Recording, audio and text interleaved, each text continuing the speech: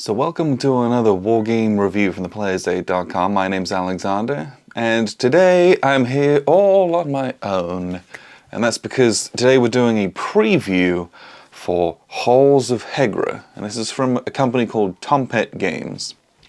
So, Halls of Hegra, if you don't know, which, unless you've been following this was a piece of history art, a very specific kind of an engagement and a siege that went on during World War II that I didn't know anything about. So this is in Norway in World War II, and this is a solitaire game. And you play as the Norwegian defenders, and you have to kind of very quickly get some troops together and then dig out this old fortress of Fortress Hegra and defend it and the village against this German onslaught and attack, and then a subsequent kind of a siege and then an assault. You do a kind of like a last stand at the end as well.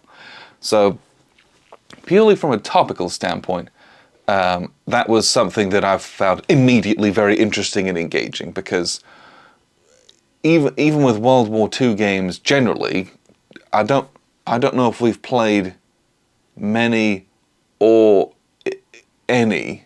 We may have played one in Norway. And so weirdly, I have at least one Norway game on my shelf. I think I might have two.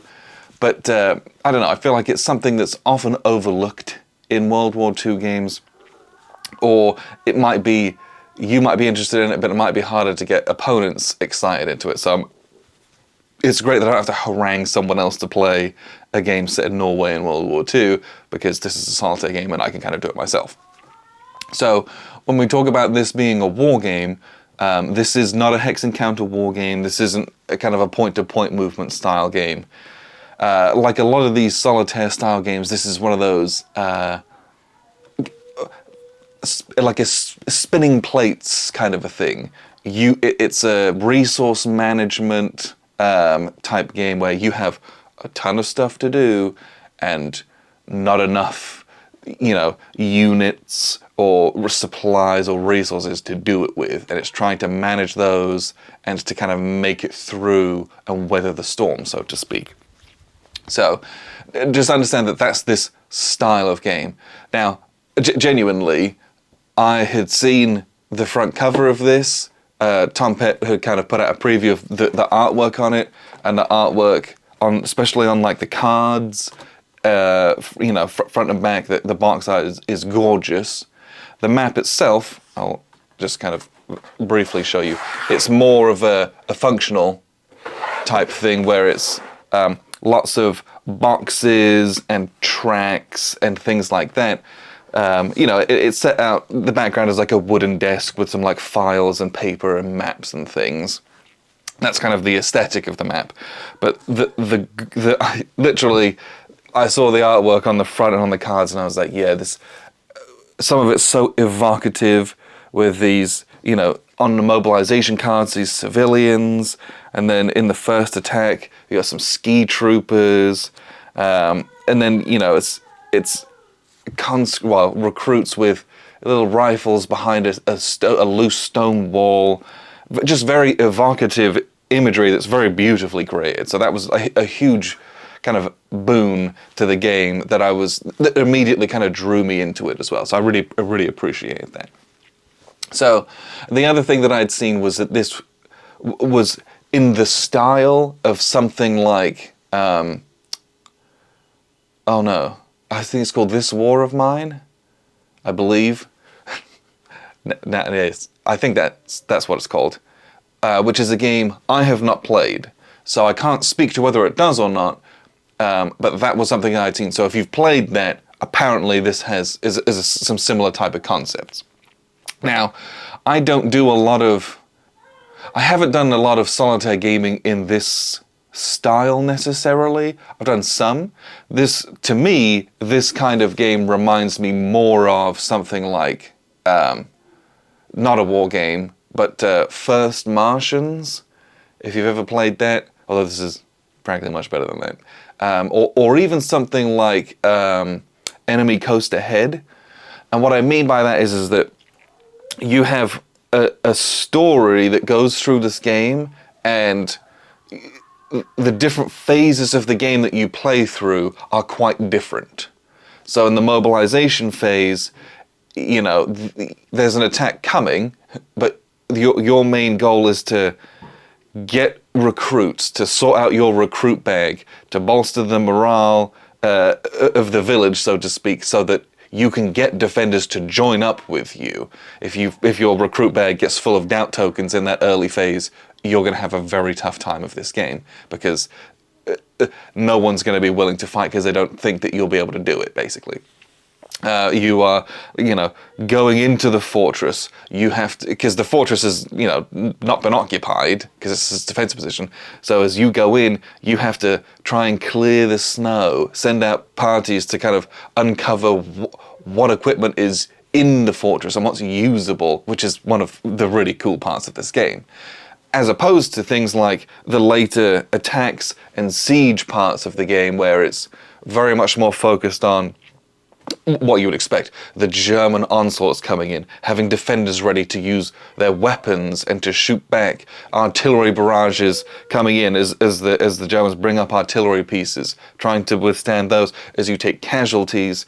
There's a whole kind of a treatment area, and you have a medic, and he's treating these, you know, individual defenders, and they might recover, they might relapse in their injuries, things like that. Like, it's very detailed down there, but it's very different from how you were playing in the first part of the game. And as you progress through the game, it's almost like there's like the extra different bits and pieces, so you have new rules added to it, but you lose some of the stuff you were maybe doing earlier and things like that. So that reminds me of something like Enemy Coast Ahead. As you do that, it's like you go through your planning phase and you do these planning things, and then you go to your trading phase and you go trading things, and then you go to your, like, you know, assembly and kind of staging phase, and each of those phases is very different from how you play it. There might be some things which are kind of resolved in a similar type of way, and then you have your mission execution, which is like a whole other thing. This has some similarities to that in that the game has, from mobilization, first attack, siege 1, siege 2, and last stand, the game has this very defined progression that it goes through, and the gameplay will change as you go through those things. The focus kind of shifts from one thing to another, and I really enjoy in solitaire games when they can do that without it being clunky, and this was not clunky, because you really get to feel the kind of the arc of a campaign. And, you know, this is 11 days. You're playing 11 days, so the campaign's a little bit shorter compared to some other games, but that real story and a journey that you go on, I really like in solitaire gaming, because there are other solitaire games where it's just like you kind of like do the same thing over and over again, and then you tabulate your results, which is fine. That has its own place as well. But there's a game that can have this kind of story to it. I'm here for that kind of thing. I really, really, really like that in a solitaire game. That's kind of what I'm looking for. That's the thing I most enjoy, I believe. So that's kind of a brief, kind of high-level overview of this. Some of my favorite parts of this, and if you're watching this, hopefully it's during the campaign, and they have really good videos going through kind of more of the gameplay side of this. But you basically are going to reveal a card in whichever phase that you're in, and then there's like, you just kind of go down the card and kind of walk through and do the things that it's talking about. So you check the weather. This one's sunny. That's great. And then you have to add a couple of a German cube or German discs to the various bags. There's 3 different bags in this. Bag manipulation is a big factor of this. You have to add. You move the fear marker up. And then there's a series of defenders, and you put certain doubt cubes into the recruit bag and things like that. And so in that way, and there's a good amount of symbology, but I felt like the rules, and again, this is all prototype stuff, is what I would say. The rules were pretty clear, great examples. I don't have any issues with any of the rules or anything like that. But it's, you do the card, you're going to go through resolving the card, and there comes these decision points of, okay, what is it that I'm trying to do with my actions after I've done that? Because you do all your event phase, and you have like this you go through the kind of the phases of the day. So you have like a morning phase, and you go through and you do all of those morning things. The play aid that they give you is really great, by the way, because it goes through. It has each of the different kind of periods of the game. So the mobilization period, the first attack, and then the sieges 1 and 2. There is a last stand phase at the end, but that's resolved differently.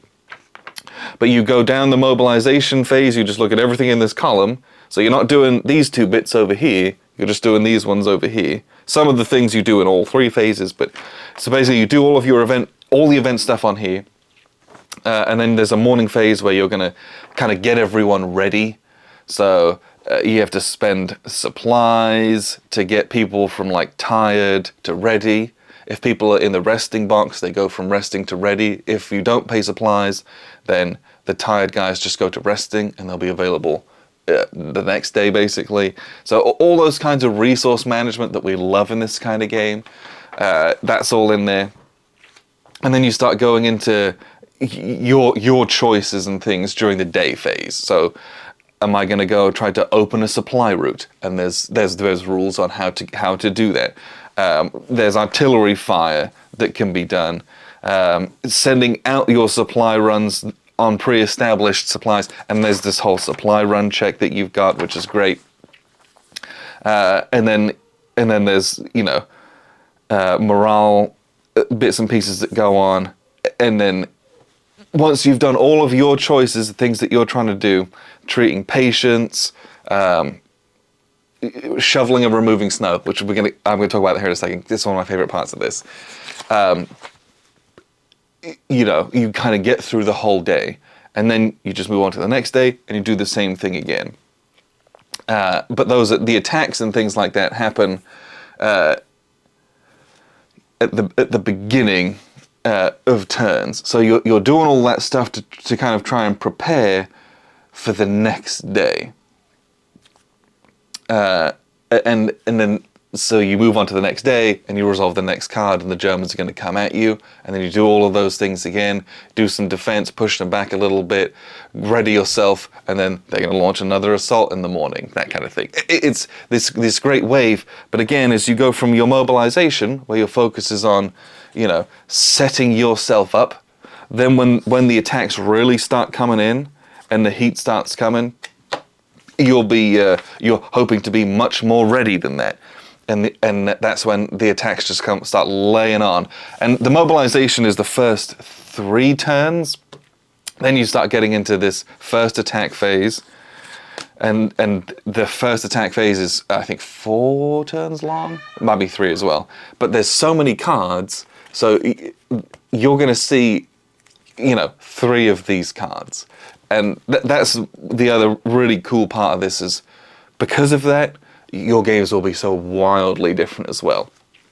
This game is extremely difficult, is what I would say. It's very hard, which I think, that's kind of what you want in a solo game. You want it to have a great story and also to be a challenge. Because the games that are just kind of a rollover, it doesn't bring me back to the table because I'm not excited to try and do something different or to beat it. And if it was just I rolled it and it was easy.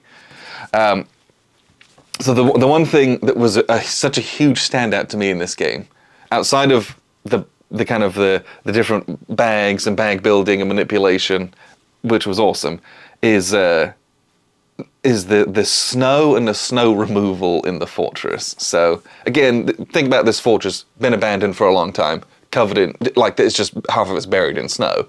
And so you're taking these actions to shovel snow, to repair and bolster, and to improve the morale of your troops. But the snow removal part of things is so cool, because there's a bunch of these blank spaces on the board that have a little star symbol, and those correspond to rooms or things and supplies that you have to uncover. And what order do you try and do those in? How do you prioritize which one that you need first is really cool decision making you have to do. And then it's, will you be able to get all of them? Probably not. And so there's literally spaces on the board that that you have to dig through,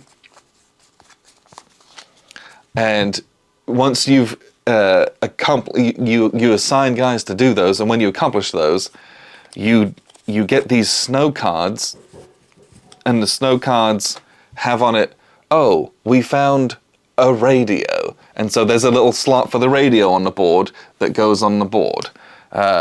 If you're trying to, there's a map room. Well, the map room's going to give us better intel about going out doing supplies and where the Germans are located. Oh, I did my digging. I was trying to discover that.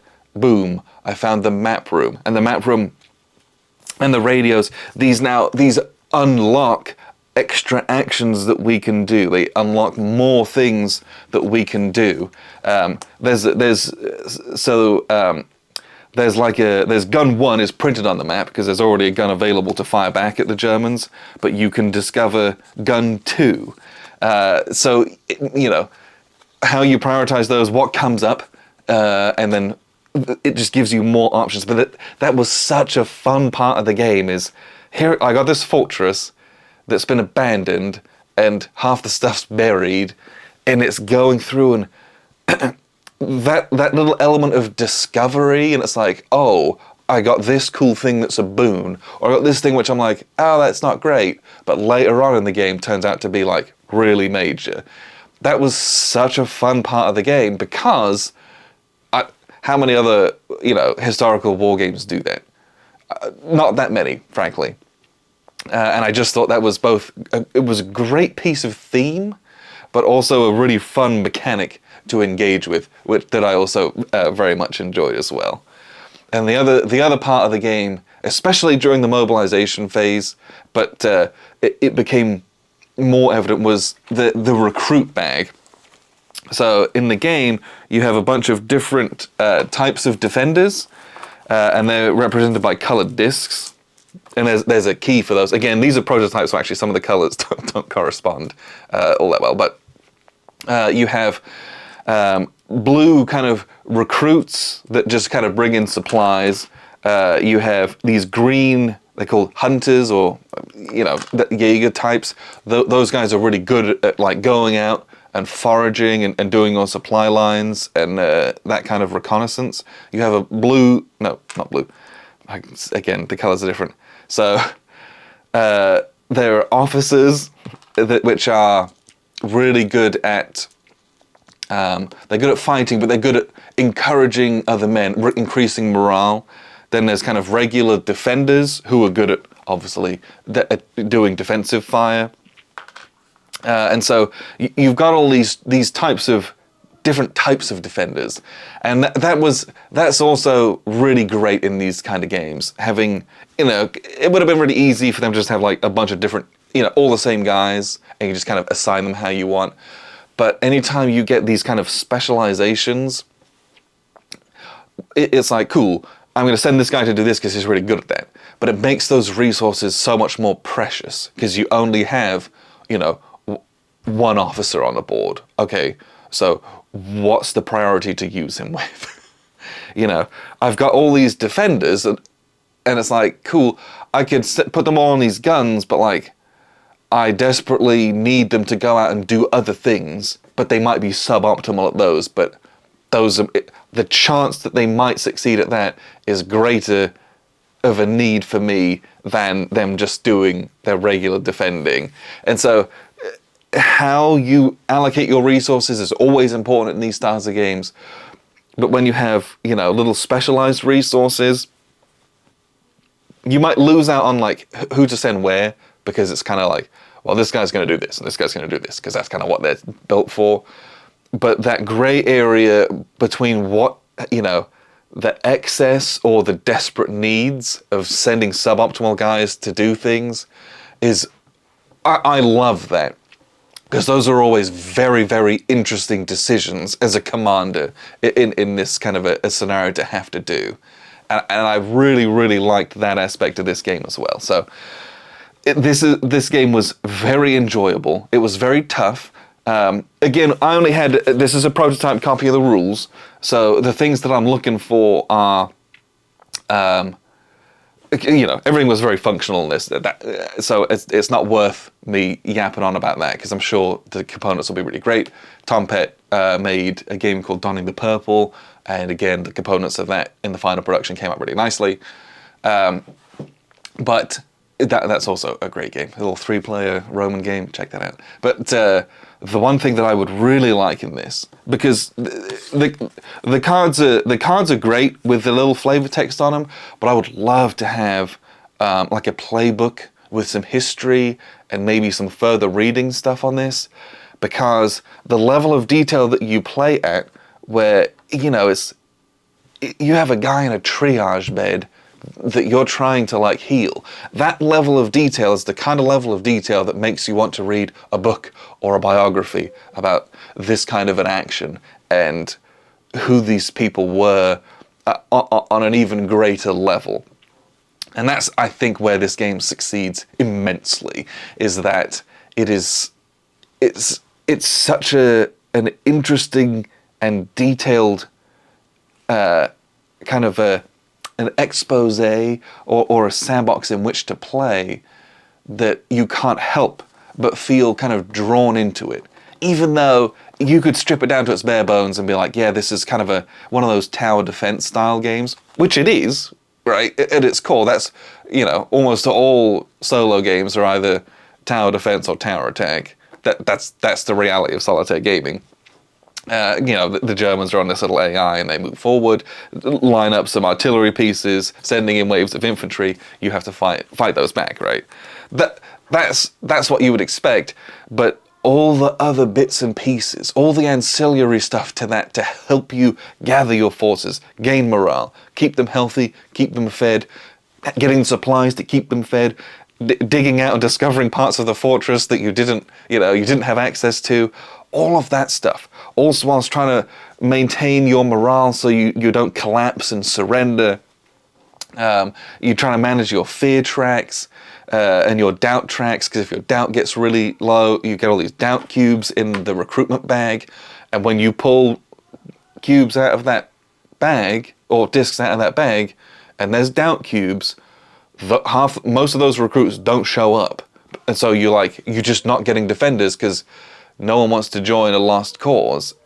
Just so much of it is so fascinating and interesting to play with on your side of the board that it can't help but make you want to learn a little bit more, want to read a little bit more about this. So that's the one thing I desperately hope, and I'm pretty sure they should do, is some kind of a playbook with designer notes or historical notes in it, just to give us a little bit extra, because again, this is a topic no one's ever heard of. No one's heard of outside of Norway. Let's be honest with ourselves. And, you know, this is an excuse to rectify that, to learn about, you know, this particular action, these particular people who were engaged in this, what went on, why, the kind of experiences that they had. And on top of that, you got a really awesome solo game with an immense amount of replay value, because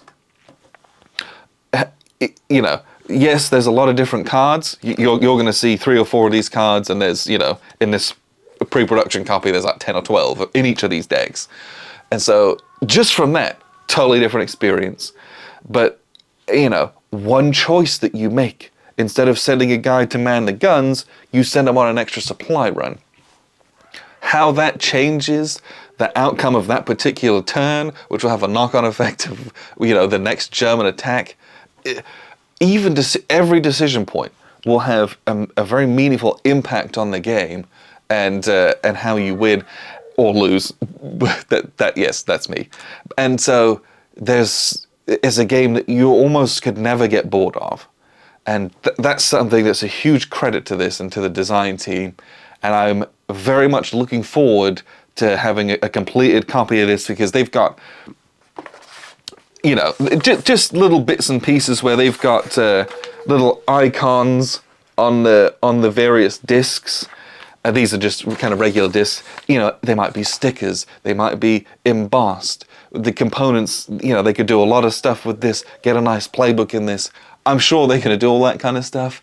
And as such, it just makes me very excited to see what more we can get out of this from a final production copy that does kind of some justice to the defenders of the Halls of Hegra. So I know that was a lot of rambling from me. I had a very good time playing this. It makes me want to go and look at some other types of games like this that have been recommended to me in the past, because I don't think I played anything quite like this.